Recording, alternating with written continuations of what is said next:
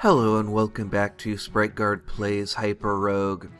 We are continuing on our 25 treasure adventure, and just looking around, just looking what we have available to us. We have 12 Necromancer Totems, we need a few more of the Royal Jellies.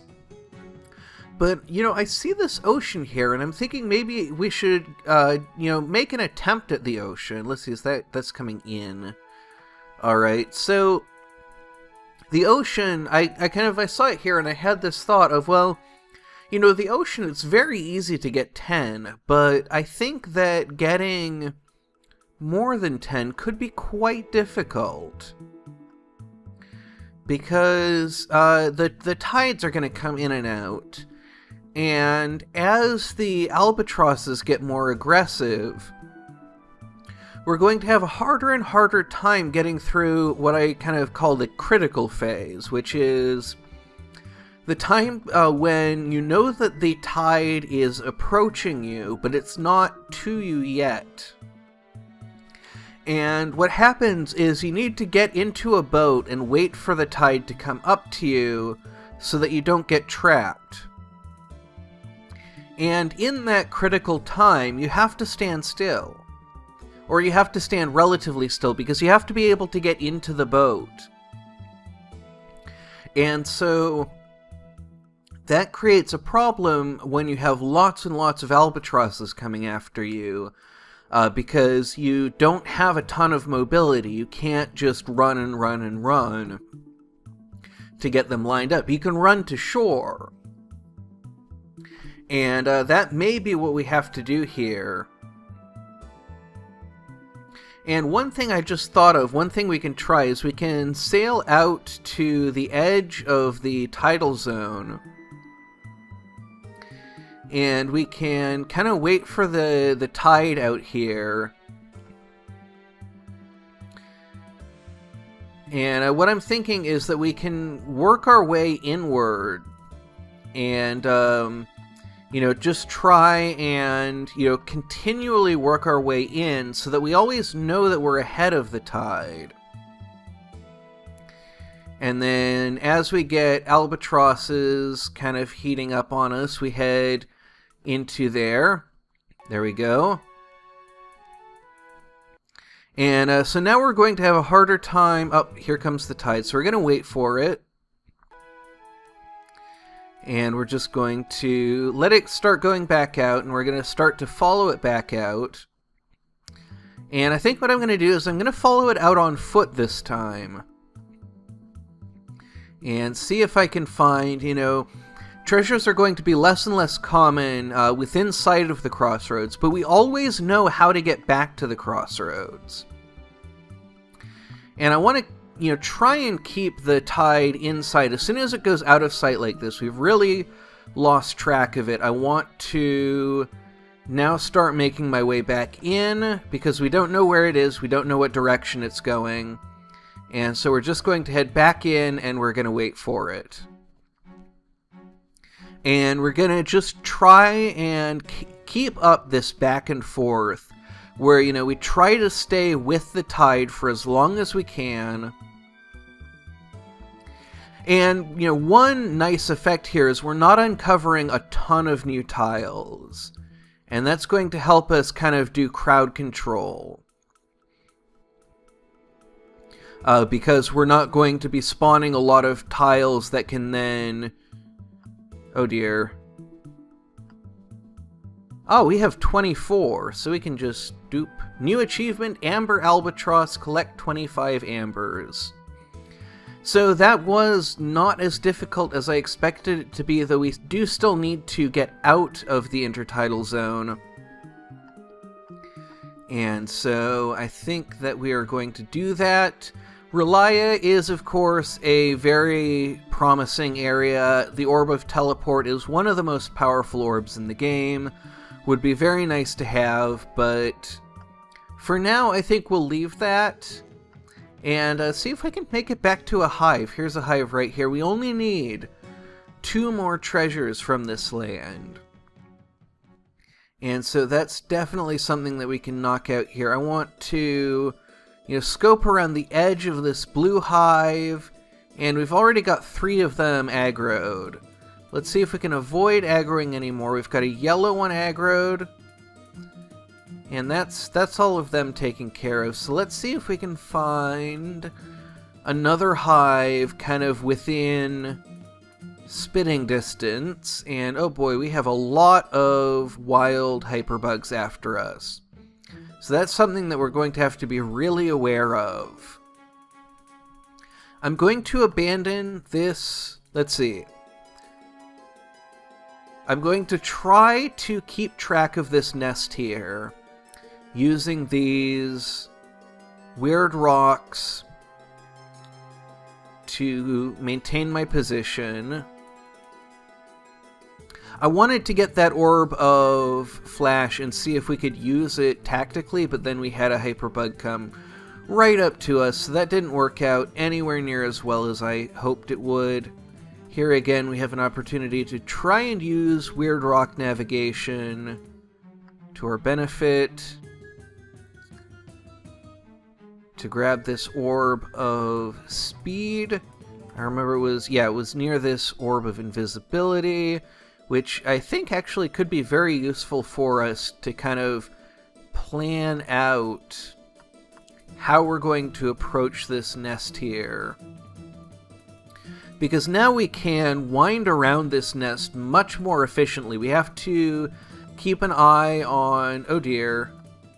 So that seems not to have worked as well as I thought it would.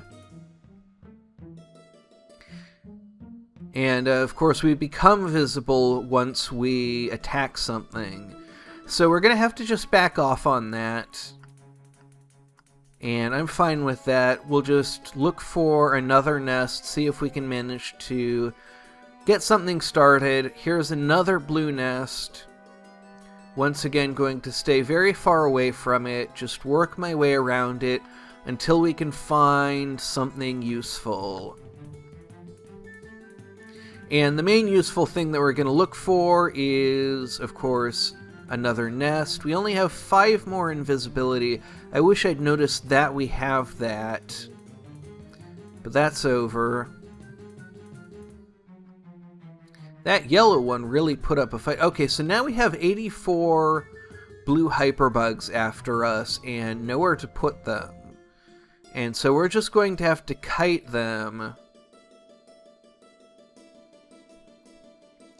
And we're getting more and more.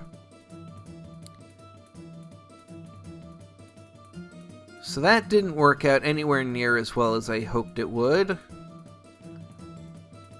And I'm a little bit uncertain how to proceed from here. Because it really feels like the things that we need to work out together, the kind of the circumstances that we need to find, are becoming more and more difficult. And these guys seem to be, aggroing. If we step into... yeah, it seems like the orb of invisibility is not really working the way that I expect it to. And once again, we have lots and lots of blue after us. And that now I expect because our orb of invisibility has worn off. But once again, we're seeing lots of blue nests and nothing else. We're not seeing any other colors. There's another blue nest. And that's really frustrating. And so, this is a good opportunity. I talk about video games being a laboratory for the emotions. This is a situation where the game is provoking me, and I can notice that and say, not this time. So what we have here, we have this big army of hyperbugs following us. Here, at last, is a red nest, and I can't get to it because of the way these guys have lined up. And it looks like, we can't quite get to it. What on earth happened? I was not paying as much attention as I should have been. I didn't see what was going on. That is really unfortunate. So yeah, that's, that is something that is going to happen in these kinds of games, is it can be very easy to get into a situation where you think you know what's going on, you think you have an understanding, and then you make a decision based on incomplete information, and that's what happens. So that was a very frustrating way to end this. And, that was a very frustrating excursion into the hive. I don't know if there's something in the code that makes certain nests become more common. I don't really know, how the nest... I don't know the nest spawning code. I don't know if that was just a run of bad luck. That's my suspicion, is that it was just a run of bad luck. That's something that happens very often in games with a lot of randomness, is the more you play them, the more exceptional circumstances you're going to see. I've talked in the past about the law of large numbers, about how if you have random events that are very, very rare, for a long time it will look like they appear 0% of the time. But the more opportunities you give something to happen, then the more likely it is that you'll see that very small non-zero percentage start to happen. And so, even if it's fairly unlikely to see a really long run of blue nests without anything else that you can get to, because I've played this game for so long, and I've been to the hive so many times, that's bound to happen eventually. Because it's no matter how small the chance is, it's a non-zero chance. The more times I walk through the hive, the more likely it is to happen a non-zero number of times. And then that's compounded by selection bias, where we notice exceptional occurrences. Common occurrences, we file them away. They reinforce our belief that these things are common, but we don't remember them. And so when exceptional things happen, they're much more prominent in the mind. So, I'm not saying absolutely there wasn't some shenanigans going on, because I don't know the code that intimately. I've looked at it. This is not something that I looked at when I looked at the code. And so, I don't know, maybe I got too many treasures from blue nests, because I know that, I know that getting treasures increases enemy spawn, so does getting treasures from a certain color of nest increase the spawn of that color of nest? I don't know. That is not something that I ever really considered, so I don't know what happened. It might have been luck, it might have not been. But exceptional circumstances always have a tendency to stick out in the mind, and we have a real tendency to latch on to them, especially if they confirm the way that we look at the world. So, that's a disappointing ending, that's a frustrating ending. I still love this game so much.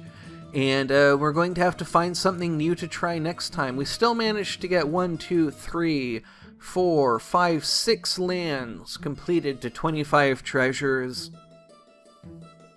That's pretty cool. I am happy with that. So next time, I don't really know what we're going to do. I don't think I want to do the same thing 2 series in a row. But I don't have anything else in mind. So maybe we'll do more of a casual run. Maybe we'll do a Hyperstones attempt. I'm not really sure. Those decisions will have to be made at some point in the future. Of course, I will make that decision after this video has gone up, and you'll have plenty of time to comment on it. So until then, thank you very much for watching, and have a great rest of your day.